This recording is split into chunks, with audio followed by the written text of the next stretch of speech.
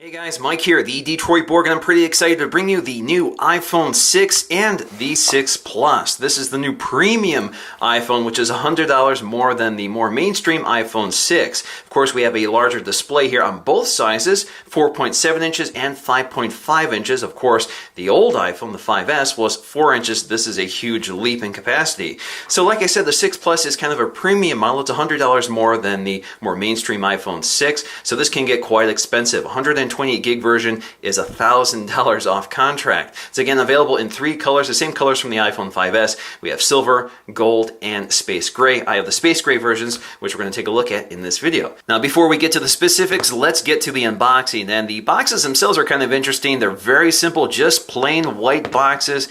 They're kind of anonymous. You can't tell what color you have or what version of iOS is running on the devices. All of that is in fine print on the back. So let's start off with the iPhone 6. So we're just going to cut the plastic here. All right, so let's go ahead and lift the lid. And there we go. Space gray with the black front panel. Let's go ahead and lift that tab. Very nice, very lightweight and very thin. This is 6.9 millimeters thin, while the iPhone 6 Plus is 7.1 millimeters thin. All right, so let's go ahead and peel off the plastic on the back here. A little different packaging this time. Peels off on the front. There we go. Now, before we take a close look at that, let's just clear the contents here. So as you can see here, we have this little tray, and what I think is funny is that they have this little cutout here for the camera module, which kind of sticks out on the new iPhone. So inside we'll find our literature packet here. So if we pull this out, it's just a little envelope. Now the paperwork is pretty basic here. Just a quick start guide with basic information. We have our regulatory information and, of course, pretty large Apple stickers. Now what you're not seeing here on the US version is a SIM ejection tool, which is more common globally. And of course on the inside we have our standard Apple charger, travel charger. We also have a set of earpods with a carrying case. And then we have our Lightning to USB cable. Now our next stop is the iPhone 6 Plus. Let's go ahead and crack into this as well. Alright, so let's go ahead and lift this lid. Alright, so there is our very large iPhone 6 Plus, which is actually quite nice. I'm pretty familiar with large phones. I actually love large phones in the Android universe, so it's really nice to finally have that in the Apple universe. It's actually not too bad in terms of its weight. So let's go ahead and peel off the plastic here.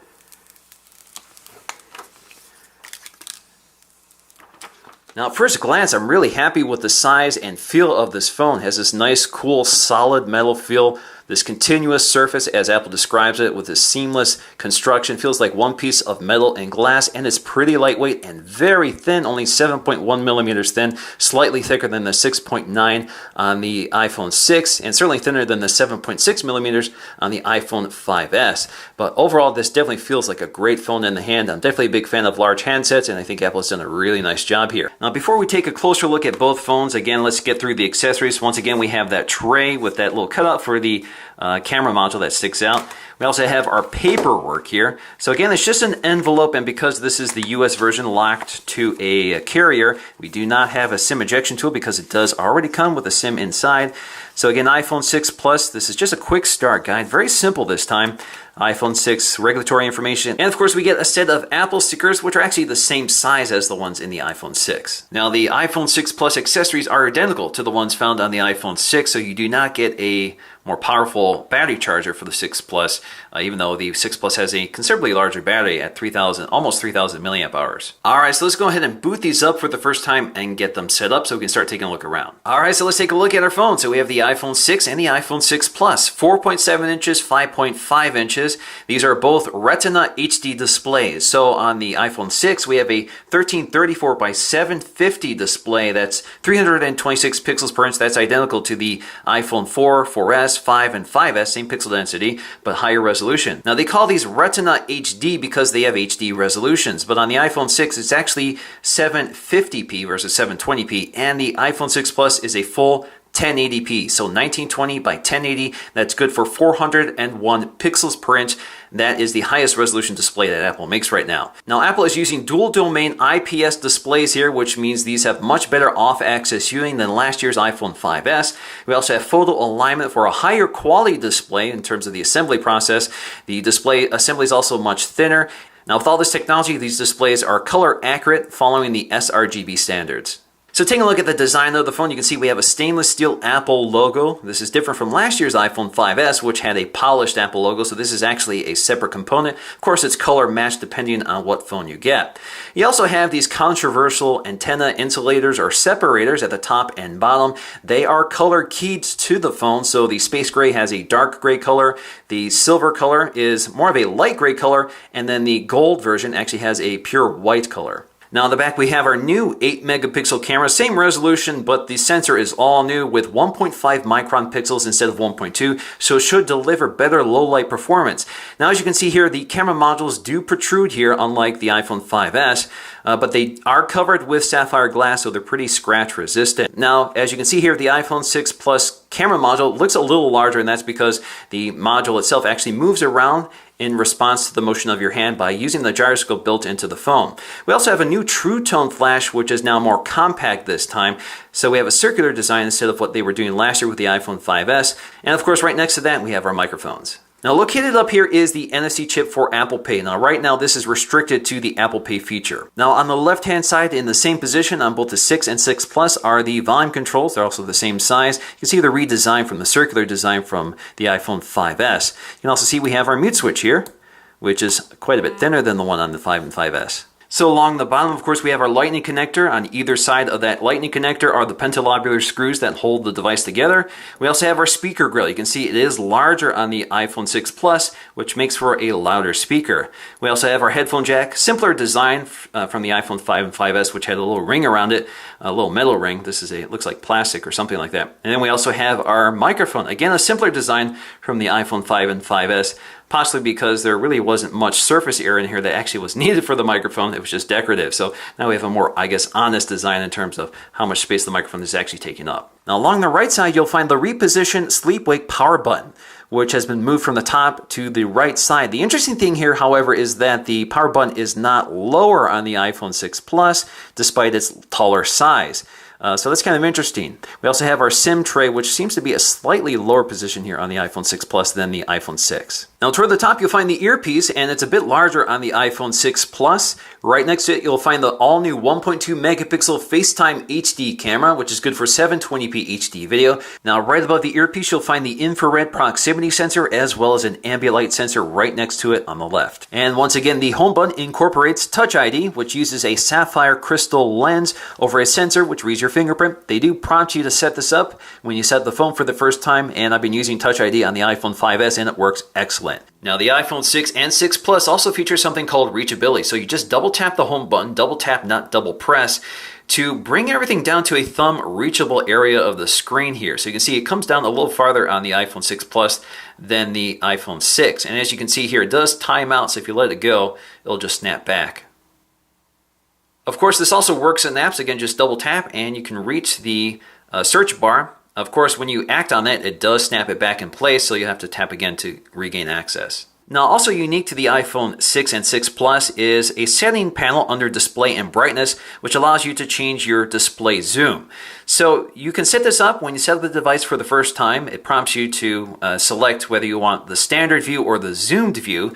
So the zoom view basically magnifies the icons and fills up the home screen, but you can also go to standard view, which I prefer, which is the native size for this display. Now with this larger display, you also see we have 6 rows of apps instead of 5 from the 5S and 4 from the 4 and 4S. Now the iPhone 6 Plus also adds landscape view, which the iPhone 6 does not do. Now apps can also be optimized for the size of the iPhone 6 Plus. So for example, Apple has optimized the Messages app to give you a little more information on the display than the standard iPhone 6. Now this is particularly useful for apps like email. So for example, in the iPhone 6 Plus, you can see I can see the body of the text right here versus the iPhone 6, which basically means I have to tap on the email and go back to see the rest of the messages. Now the iPhone 6 Plus takes advantage of that screen size with a new keyboard. So as you can see in landscape orientation, again, this is unique to the 6 Plus, you get some additional controls here. So for example, we can select all here. So we have cut, copy, paste, as well as bold. So we can bold our text, we can cut it, paste it, etc. Alright, so let's take a look at the camera app. So once again, we have an 8 megapixel camera, but this time it's all new with 1.5 micron pixels instead of 1.2. So better low light performance. This camera also features something called focus pixels. Focus pixels allows the camera to use phase detection and autofocus for twice as fast autofocus from the iPhone 5S. This works in both photo and video. So while recording video, focus is so quick and smooth that it's barely noticeable. It works really well. So when you're taking a photograph here, let's just slide to the photograph mode here. Just tap anywhere on the scene, focus it for you. It's pretty quick here. So again, it's pretty responsive. You can tap anywhere on the scene. Now a feature with iOS 8 here is this little exposure controller that appears next to the focus target. So you can manually adjust your exposure or allow the device to do it for you. Snap your photograph. You can also tap and hold for a burst shot. You can see it's pretty quick, just like on the iPhone 5S. Also unique to the iPhone 6 is the enhanced slow-mo mode. So we have 240 frames per second in addition to 120 frames per second. The 5S launched with just 120 frames per second. So with 240, you can get even slower, smoother video in slow motion. Now we also have a new panorama mode, which can now take 43 megapixel panoramas with the aid of the new gyroscope, as well as the new image processor built into the A8 chip. Now we do have a new and improved front-facing camera. Again, still 1.2 megapixels, still 720p HD video, but an all-new sensor. So it allows 81% more light in, also new aperture, f2.2. As you can see here, we also have burst selfies. So you can basically tap and hold the shutter release to take a bunch of images here, and then you can pick the best one you want. So as you can see here, it's automatically selected the best image, but you can manually select that yourself. So for example, I'm not sure which one is best. I don't think any of them are, but let's go with that one. And then you have the option to keep everything or keep only the one favorite. Let's go with that. Now this FaceTime HD camera also features auto HDR in both photo and video. And when you're recording video, you can also snap some photographs with this little icon down here. Alrighty guys, once again, this is Mike, the Detroit Board, testing out the front-facing or FaceTime HD camera, which again is only good for 720p video, but it does a pretty decent job. You can see it does a nice job exposing the scene. Again, it's using auto HDR for both video and photo, and the results are pretty good, and the microphone pickup is also one of the best on any phone. Now, both the iPhone 6 are using the new A8 processor, which is succeeding the A7 in the iPhone 5S, but both still have only 1 gig of RAM. But you can see the clock speed here, 1.3 gigs versus almost 1.4 gigs on the iPhone 6. So let's go ahead and run our benchmarks to see how they differ. So pretty impressive results here, almost 3,000 on the multi-core score and a little over 1,600 on the single-core score. Now, they did say that the A8 will perform about 25 or up to 25% faster than the A7, and the graphics performance is up to 50% faster than the A7, and that seems to be pretty consistent with what we're seeing here. Now, there is a big design difference between the iPhone 6 and the iPhone 5S. The iPhone 5S had a more angular design with those polished chamfered edges. The new phones feel really nice in the hand with that continuous smooth surface. Now, the other unique design attribute here is the cover glass, which has a curved edge, which again merges with the shape of the metal body. Again, it feels like one continuous surface. So when you swipe in from the edges, it feels really natural, it feels really nice. We've seen this with some other Windows phones, specifically Nokia phones, so maybe this isn't a big innovation, but Apple's done a really nice job creating a seamless design. Now, Apple says the cover glass is ion strengthened glass, it's not sapphire glass. Now, in terms of size, the iPhone 6 is definitely the mainstream phone. If you're used to using the iPhone 5 and 5S, I don't think there's any issue with the iPhone 6. It's a much thinner design, rounded, more comfortable to handle, and I think anybody can get used to it. To me, it still feels small because I'm used to using much larger Android phones, usually around 5.5 inches, like the iPhone 6 Plus. Now, personally, I love the size of the iPhone 6 Plus. I think 5.5 inches is perfect. I have pretty large hands, so it's nice to have a display with a larger keyboard with a lot more screen real estate for content and for interacting with the display. And I can comfortably use this with one hand. I've been using 5.5 inch Android phones for months now, like the LG G3 and the OnePlus One, and love those. The only difference with those devices, however, is that they're more compact overall. They're not as tall as the iPhone 6 Plus, but the 6 Plus is much thinner, more rounded, and lighter, and feels a lot more comfortable to handle than those phones, even though the device overall is quite a bit bigger. Now, besides the full 1080p display and optical image stabilization, perhaps the biggest reason to consider the iPhone 6 Plus over the iPhone 6 is the battery. This is a 3000 milliamp hour battery, which is estimated to deliver considerably better performance than the iPhone 6 or the iPhone 5S. So if you need battery life, the iPhone 6 Plus is probably the one you're going to want. But of course, that's going to have to wait for my full review. Alrighty guys, so now the final question is, which phone do you want to get, the iPhone 6 or the 6 Plus? Please let me know in the comment section below.